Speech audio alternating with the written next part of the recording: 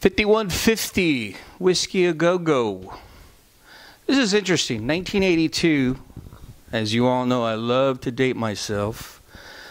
Stumbled upon a great band called Fate's Warning.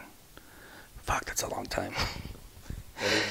Here we are, 2018. We're here talking to Bobby, and I'm going to butcher this. So let me just try to pronunciate like back in school. Jarzombek? Way off? Look at that. Help me out here. Bobby Jarzombek. Oh, wow. That's... You didn't say a Z at all. Well, you know, I'm Mexican, bro. What are you going to do? Oh. You know what I mean? Let's try it again. Bobby Jarzombek. Jarzombek. There you go. Fate's Warning. Here's the deal. 2016, you released Theories of Flight. Highly acclaimed.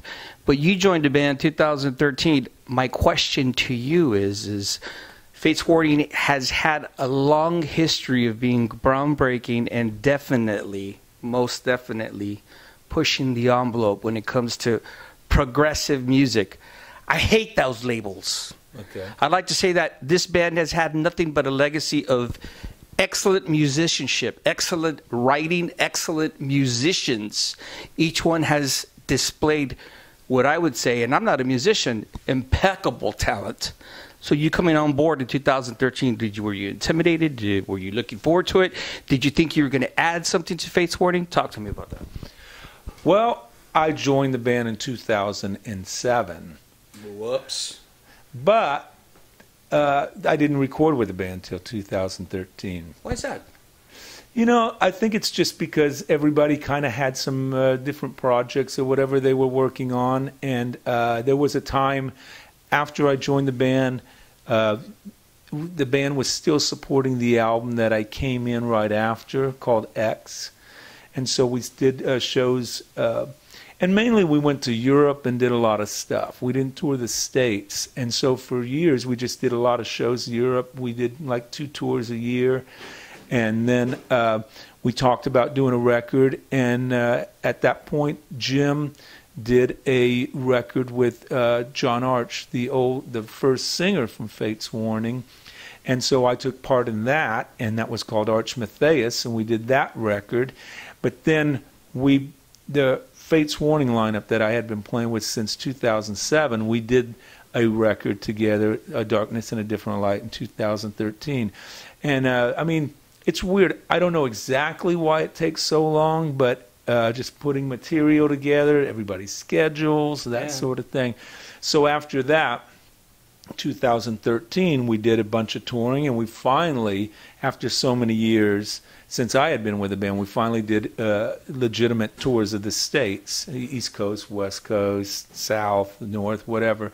And then off that record, Darkness in a Different Light, and then we were able to get back in the studio quicker and put out the Theories of Flight record in 2016, which we've done a couple of tours of Europe for that, and then we did East Coast, we did South Texas, all that.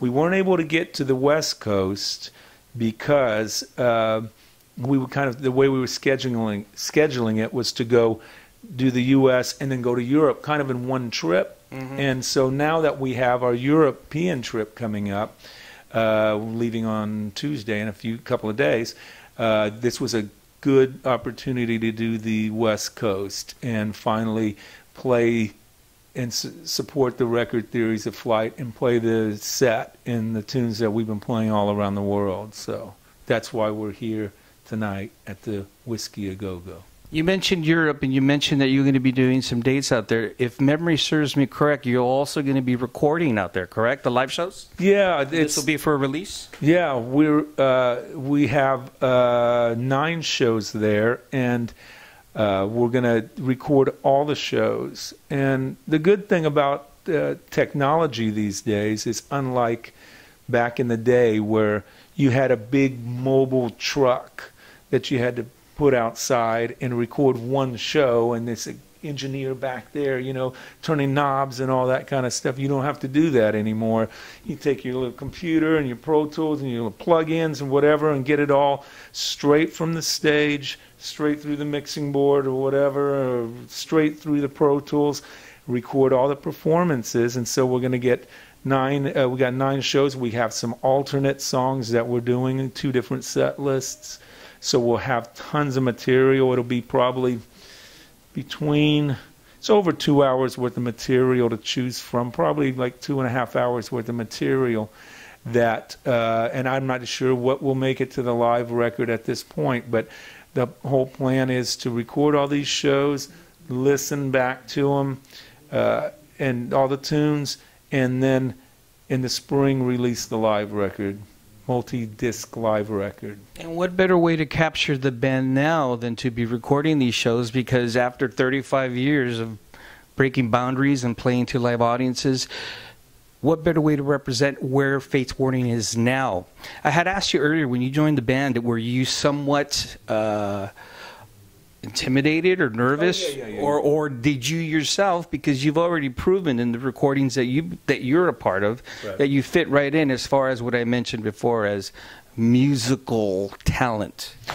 Well, I think anytime replacing a drummer like Mark Zonder, who was the drummer for the band through probably the most critically acclaimed progressive era or whatever in those records, I think anytime that you're replacing a drummer of his talent, and I think that there's sort of a little bit of that pressure or whatever, but I'm a different drummer. I play a little bit stylistically different than he does. I respect everything that he does. As long as I learn those signature parts and play them the way the audience and the fans want to hear it, then I kind of do a little bit of my own thing, just because I am a little bit of a different drummer, as I mentioned.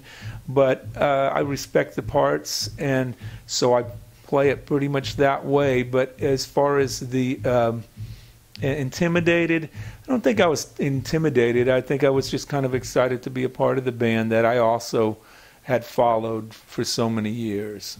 Yeah, and as you mentioned, I mean, you've played with other artists, Halford and so forth, so your experience yourself. When you're playing the older Fates Warning material, you mentioned that you try not to stray from the original's orchestration, but you do add your own elements to it. Do you feel that it's become you now, even though you, at that point in time, weren't part of the writing process? Have you made it your songs? Yeah, I think so, definitely. I think that we've been, as I mentioned, Europe a bunch of times, and a lot of the fans there have seen me play with the band multiple times, and I think that they're used to that. It's funny, like before we start a tour again, I go through the songs, and I'll learn them. I'll play along with the CDs a little bit, and I have my own little mix that I have with a click track and with the click, and then with the music kind of blended in. And there's those sections where I do my own thing or whatever, and then it's funny because I know that the other guys in the band are practicing the songs too, but I noticed that we've changed the tempos a little bit in some of the songs, maybe a little up or a little down, or this or that, or maybe extended sections, whatever it might be. But I know that the guys are practicing the songs, the other guys in the band, and they're saying, well, we don't quite play this part this way anymore. Bobby's not playing this, it's different and stuff. So I know they're probably feeling it too. It's like, God, I can't wait till we can get together live and play it the way we've been playing these songs, and so that way I guess it makes me feel like it's my own. And the beauty